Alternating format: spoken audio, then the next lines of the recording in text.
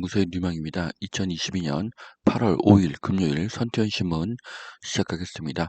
첫 번째 한국경제신문입니다. 어제는 코스피 코스닥 금리 상승했고요. 환율은 하락했습니다.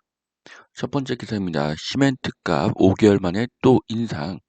레미콘 건설사 반발하고 있다고 합니다. 하지만 시멘트 회사에서는 유연탄 값이 2배로 올랐기 때문에 불가피하다는 입장입니다. 시멘트 가격이 다시 상승하고 있고요. 분양가가 상승할 가능성이 높습니다.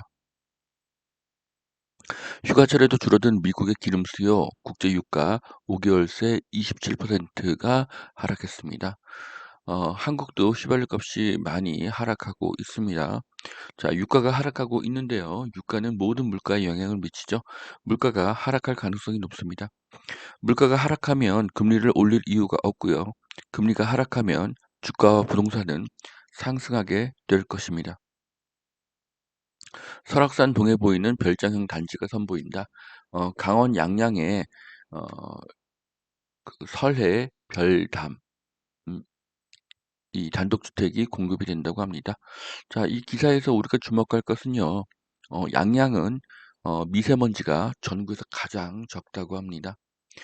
노후에 공기, 물, 음식 중에서 공기가 가장 중요하기 때문에 이 설해 별담의 인기가 상승할 것으로 보여지고요. 그리고 어 그 동해 바다와 설악산 뷰를 동시에 볼 수 있다는 것은 굉장히 귀한 자원으로 볼 수가 있습니다. 나홀로 상승, 서초도 멈췄다. 수도권 11 규제 지역 한 곳도 오르지 않았다. 한국부동산원 주간 시세인데요. 서울 아파트값이 10주 연속 내림세라고 합니다. 하락을 강조하는 기사가 도배가 되는 현재의 시장인데요. 한 달 안에 상황은 반전될 것입니다. 그때는 하락을 멈추고 상승한다는 지금과 전혀 새로운 기사가 어, 나올 것입니다. 자, 종부세 부담 줄었다. 버티자. 줄어드는 서울 아파트 매물.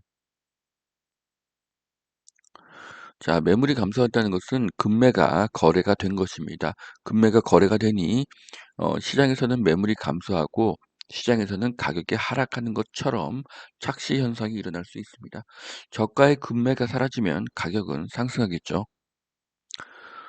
서울 중대형 오피스텔 거래 역대 최저라고 합니다. 자, 이것은 소형은 거래가 늘었다는 그런 뜻도 됐는데 그런 것에 대한 언급은 없습니다. 자, 여기서는 60제곱미터 이상의 오피스텔 거래가 줄었다고 하는데요. 60제곱미터 이상은 전용 18평이고 18평이면 투룸과 거실이 있는 사이즈입니다. 오피스텔 시장에서 얘네들이 먼저 올랐죠. 오피스텔도 인기가 없는 것처럼 호도하는 기사이지만 머지않아서 오피스텔의 대세 상승 시장이 올 것입니다. 시중에 예금이 쌓이고 있고요. 투자금이 늘어난다는 의미입니다. 그런데 이 돈들이 오피스텔로 몰릴 가능성이 아주 높습니다. 자, 두 번째 매일경제신문 보시겠습니다. 아파트값 하락폭 40개월 만에 최대, 수도권 전주 대비 0.09%가 빠졌다고 합니다. 자, 아파트 가격이 하락한다고 하지만 시중의 매물이 감소하고 있습니다. 급매가 거래되기 때문에 나타나는 현상입니다. 이것은 상승 직전에 나타나는 현상입니다. 자, 주택시장 본격 침체가 되고 있다고 합니다. 역세권 대단지도 3억씩 하락하고 있고요. 버티던 서초마저 하락을 하고 있다고 합니다. 자, 거래가 10분의 1로 줄었는데요. 이렇게 되면 보통 20-30%의 가격이 하락해야 되겠죠. 그런데 현재는 불과 0.2%의 하락뿐입니다. 이것을 대세 하락으로 보기는 어렵습니다. 자, 원가 공개 그 달콤한 유혹. 아파트 분양 대출 금리 놓고 원가 공개 압박 수위가 높아지고 있다고 합니다. 서민 고통 심각하다고 해서 시장 경제의 원칙을 훼손해서는 안 된다. 다급할수록 기본을 지키라. 이런 기사입니다. 자, 원가 공개는 시장 경제를 파괴합니다. 가격은 시장에서 결정되어야 되죠.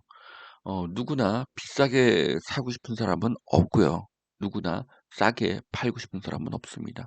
이 둘의 그 치열한 치열한 그 접점 속에서 가격이 결정되는 것입니다.